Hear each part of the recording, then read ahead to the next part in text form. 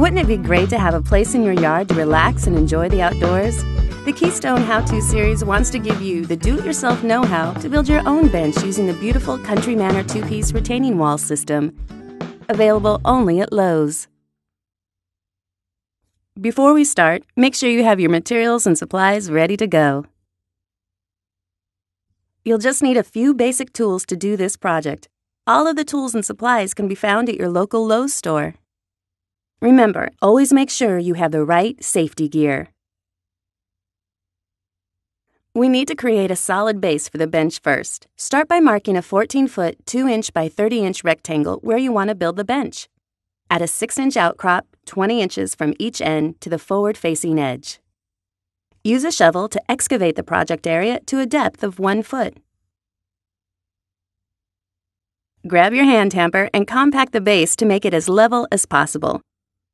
No one likes sitting on an uneven bench, so always keep your level handy and check your work after every step. Add even layers of base material a few inches at a time to a little over 6 inches. This should take about 26 cubic feet of material. That's 52 half-cubic foot bags.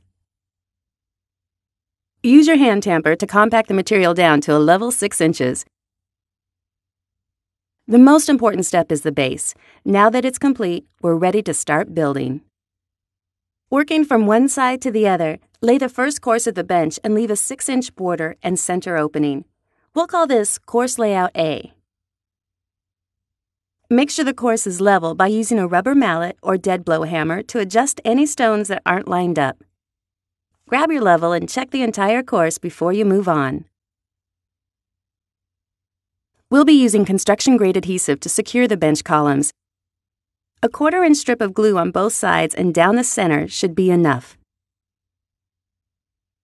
This adhesive is very strong and dries fast, so before you apply any during the project, it's best to dry fit what you'll be gluing as a practice run. The use of Keystone's patented interlocking pins makes a perfectly aligned block-to-block connection and takes away the need for mortar. Just place the pins into the center holes of the front and back row of stones. Now that we have a solid foundation with the first course in place, let's start building our seat and columns. From here on out, alternate between course layout A and course layout B to build the next 3 courses. Align the channels on the bottom of each stone with the interlocking pins. Keep applying adhesive to the columns and place the Keystone interlocking pins into the middle holes. As always, check your work with a level after each course. To make sure you have a solid seat to sit on, fill the center with clean crushed stone. This should take about 10 cubic feet. You can decide what to fill the borders with depending on what'll be around your bench. Using what you shoveled during the first step should work in most cases. Not bad at all. Let's move on to the backrest and columns. Start by applying adhesive to the back row for some extra support. The seat's base is finished, so you won't need the front row of stones for this step. Keep alternating between course layout A and B to build the next 3 courses. Ensure each course is level before moving on to the next.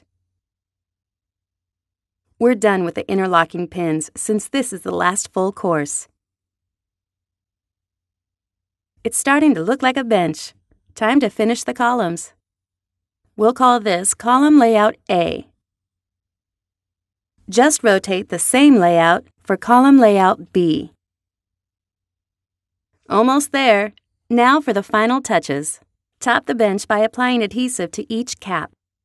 The caps are a bit bigger than the other stones, so be sure to leave enough room for the adhesive to spread without dripping down the sides. Center the caps on the backrest and columns. Do the same for the seat while keeping the 6-inch center exposed.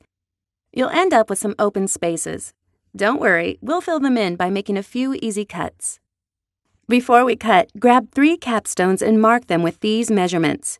Double-check by measuring the openings on your bench just to be safe. With your safety gear on, get your saw revved up and start cutting. Take your time. It might take a few tries to get a feel for it. It's easy once you get the hang of it. Determine how many remaining caps need to be cut. Make your marks and cut the rest of the capstones. Finally, fit them into place and use adhesive when you need to.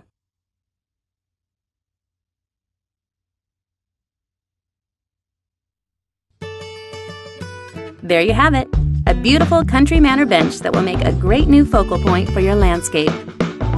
If you like this project, check out the other Keystone How-To Series episodes for more DIY projects and ideas that will complement your favorite outdoor space.